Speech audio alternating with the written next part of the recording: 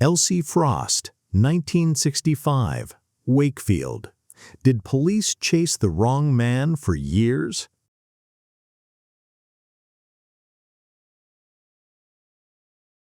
Every town has places people pass without thinking. A footpath beside a canal, a tunnel under railway tracks, a set of old stone steps known by a local nickname.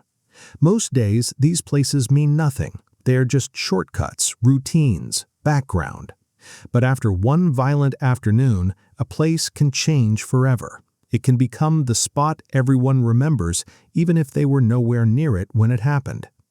In Wakefield, England, that place was near the Calder and Hebble Canal, beneath a railway line, at the bottom of what locals called the ABC Steps. And on Saturday, October 9, 1965, a 14-year-old schoolgirl named Elsie Frost walked into that area on her way home. She had spent the afternoon sailing. She was expected back with her family. She was wearing new shoes and carrying the ordinary pieces of a young life. But somewhere along that route, she met someone who never should have been there. Elsie Frost was not the kind of person anyone expected to become the center of a murder investigation. She lived with her parents, Arthur and Edith Frost, in Lupset, a residential area on the edge of Wakefield. Her father worked on the railways, and the family lived a quiet, close life in a post-war neighborhood where people still knew one another and children moved through familiar streets with a sense of safety that would soon be shattered. Elsie was the middle child. Her older sister was Anne, and her younger brother was Colin. To Colin, who was only a young child at the time, Elsie was more than a sister. She helped look after him, and later in life, he would remember one small moment more clearly than almost anything else. Elsie teaching him how to tie his shoelaces. It was a simple family memory, but after her death, simple memories were all that remained. At school, Elsie was bright, disciplined, and well-liked. She attended Snapthorpe High School, where she was a prefect and was reportedly expected by many to become head girl. She was described as intelligent and hard-working, with hopes of becoming a teacher. At home, she was remembered as bookish, thoughtful, and close to her family. She liked music, she had friends, and she was at the age where childhood was beginning to give way to something larger. One of her regular activities was sailing. On weekends, Elsie would go to Horbury Lagoon, a flooded gravel quarry near the River Calder and the Calder and Hebble Canal. It was used by a school sailing club, and for local young people, it was a place of activity and independence. Elsie was not just attending that Saturday. She had reportedly been helping with younger children who were learning to sail. Nothing about that afternoon suggested danger. The night before, Elsie had been at Balm Lane Youth Club with her close friend Janice Hurst.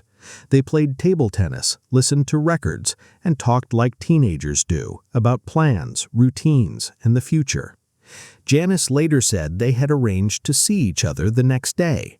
But on Saturday, Janice had to go shopping for her ill mother and could not join Elsie at the sailing club. At the time, it was an ordinary change of plans. Years later, Janice would say she lived with guilt, wondering if things might have been different had she been there. After lunch on October 9th, Elsie left her home on Manor Hay Road and went to Horbury Lagoon. She was wearing a yellow sweater or cardigan, a printed skirt, and a red quilted anorak. She also wore a new pair of shoes. That detail later became part of the story, because it may explain why she chose the route she did on the way home. At the lagoon, Elsie spent the afternoon with the sailing club. One of the last confirmed people to see her alive was her sailing instructor, John Blackburn. He later said he had been with her on the water and that she helped pack away the boats before leaving. The exact timing varies slightly across accounts, but Elsie left around 3:50 to 4 o'clock in the afternoon. That small window became one of the most important parts of the case. Elsie had only a short journey ahead of her. She was not disappearing into unknown country. She was walking through an area connected to places she knew, toward the home where her family expected her. But the route she chose took her near the canal towpath and through an underpass beneath the railway line. The underpass was connected to the ABC steps, named because there were 26 stone steps, like the letters of the alphabet. It was a place known locally, but it was also isolated enough that someone could be attacked without a crowd immediately seeing it. There were railway lines above, water nearby, and patches of ground that could feel strangely separate from the surrounding town. Investigators later believed Elsie was attacked in or near that tunnel. She was stabbed 5 times, twice in the back, twice in the head, and once through the hand. The wound to her hand was believed to be defensive, suggesting she tried to protect herself. One of the wounds pierced her heart. The medical finding was clear. She died from shock and blood loss caused by multiple stab wounds. But Elsie did not fall where the attack began. Somehow, after being gravely injured, she made it out of the underpass and reached the bottom of the ABC steps. A trail of blood showed the terrible distance she had managed to move. Then she collapsed. At around 4:12 to 4:15 in the afternoon, a local man named Thomas Brown was walking with his young children and dog when he found her. At first, he did not understand the full horror of what he had discovered. Elsie was crouched near the lower steps, her body in an unnatural position. He spoke to her and tried to help, but she did not answer. Within minutes, others came to the scene, and police and ambulance services were called. The news reached the Frost family in the way every family fears. Arthur Frost had to go to Wakefield Public Mortuary to identify his daughter. The girl who had left home only hours earlier had been killed on a route people in the area knew. For her parents, nothing about life would return to what it had been. The impact inside the family was immediate and devastating. Both parents were reportedly so distressed that they needed sedation. Arthur, who worked night shifts, later carried deep guilt connected to that day. According to later reporting, he had not given Elsie a lift because he needed rest, and although she would still have had to walk part of the way, the thought stayed with him. Anne later said her father could barely talk about the murder. Her mother eventually could, but Arthur often broke down. Wakefield changed too. The murder of a schoolgirl in daylight on a familiar path created fear across the community. Children were watched more closely. Activities that once felt safe were supervised with a new seriousness. People began to look differently at paths, tunnels, and strangers. The idea that someone could do this and then disappear back into ordinary life was almost impossible to accept. The police investigation was enormous. More than 12,000 men were interviewed. More than 1,200 written statements were taken. Hundreds of people living near the scene had their movements checked. Knives were examined, and searches were carried out for the murder weapon. The army became involved in the search, and metal detectors were used. But the knife was never found. There were possible clues. A tan leather knife sheath with a stag's head motif was reportedly found near the scene, but no matching knife was recovered. Witnesses were questioned. Local boys and men were asked about their movements.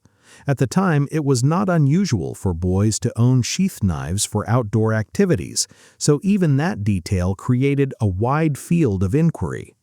Despite the scale of the investigation, there was no clear motive. Elsie had not been sexually assaulted. There was no proven evidence that she had arranged to meet anyone. No one could say with certainty whether she was targeted specifically or whether she encountered her killer by chance. That uncertainty made the case even more disturbing. If there was no obvious reason, then the danger felt random. In early 1966, the case took a major turn. At the inquest, a local man named Ian Bernard Spencer was accused in connection with Elsie's death. He was a 33-year-old former railway fireman and laborer. Spencer had been in the area earlier that day, and some testimony placed him under suspicion, but he always maintained he was at home at the time Elsie was killed. His wife, his mother-in-law, and a family friend supported his alibi, though they were not called to give evidence at the inquest. Spencer was charged, but when the case reached court, it collapsed. A judge directed the jury to find him not guilty because there was no admissible evidence against him. Legally, he was cleared. In reality, suspicion followed him for decades. His family later said police continued to approach him whenever other knife crimes occurred in the area. Spencer reportedly began keeping detailed notes of his movements, recording times, places, and mileage so he could account for himself if questioned again. One of the most important details is that Elsie's own family did not believe Spencer was guilty. Edith Frost said at the time that she was sure Spencer and his wife would be just as anxious as she was for the real killer to be found. That statement matters because it shows the case had not simply failed to convict, it had left both families wounded, while the actual truth remained out of reach. Over the years, several theories remained. One was that Elsie may have been meeting someone secretly, possibly connected to the youth club. Police later appealed for people who had attended Baln Lane Youth Club in 1965. Another theory suggested she might have interrupted two men near the towpath at a time when homosexual acts between men were still illegal in Britain. A separate line of inquiry focused on a man seen riding a black bicycle with a basket, wearing a white lab-style coat that may have resembled clothing worn by a butcher, delivery worker, or abattoir worker. None of these theories was proven. For decades, the case sat unresolved. Then, 50 years after the murder, Elsie's siblings pushed for answers. Anne Pleave contacted BBC Radio 4, and the program IPM began examining the case. The renewed attention led to public appeals, new information, and a reopening of the investigation by West Yorkshire Police in 2015. But the review faced a serious obstacle. Much of the evidence gathered in 1965 had been destroyed. Elsie's clothing, which might have provided modern forensic opportunities, had also been destroyed after being offered back to the family. At the time, DNA science did not exist in the way investigators understand it now. By the time the case was reopened, that possibility was largely gone. Still, the renewed investigation brought one name into focus: Peter Pickering. Pickering had later been convicted after the killing of 14-year-old Shirley Boldy in 1972, and he had also committed other violent offenses. During the review, police came to strongly suspect him in Elsie's murder. A later inquest heard that a file on Pickering had been sent to Wakefield police only days after Elsie was killed, making him a likely suspect, but officers had not been able to trace him. In 2016, a 78-year-old man was arrested in connection with Elsie's murder. It was later reported to be Peter Pickering. He was rearrested the following year. Police indicated that they believed he was responsible and that he had been close to being charged, but before that could happen, Pickering died in a secure hospital in 2018. For Elsie's family, it was another painful ending. There would be no trial, no verdict from a jury, no chance to hear the full evidence tested in court while the suspect was alive. In 2019, a fresh inquest heard evidence that pointed strongly toward Pickering and helped clear the shadow that had remained over Ian Spencer. But because Pickering was dead, no criminal conviction could follow. That is why Elsie Frost's case remains so haunting. It is not simply a story about an unsolved murder. It is a story about time, missed chances, lost evidence, and the damage done when answers arrive too late. A young girl was killed on a Saturday afternoon. One man lived for decades under suspicion after being cleared. A family spent a lifetime asking whether more could have been done. Elsie was not a mystery figure. She was a daughter, a sister, a friend, and a schoolgirl with a future. She left home for sailing and never came back. The place where she fell became part of Wakefield's memory, but the person she was mattered more than the crime scene. She was 14 years old. At a memorial marking 50 years since her death, 14 white doves were released, one for each year of her life. It was a quiet tribute to everything stolen from her: the school years she never finished, the career she never began, the family moments she never had, and the ordinary walks home she should have taken without fear. More than half a century later, the question still lingers over the canal path and the old steps. Not only who killed Elsie Frost, but how different everything might have been if the right person had been stopped in time.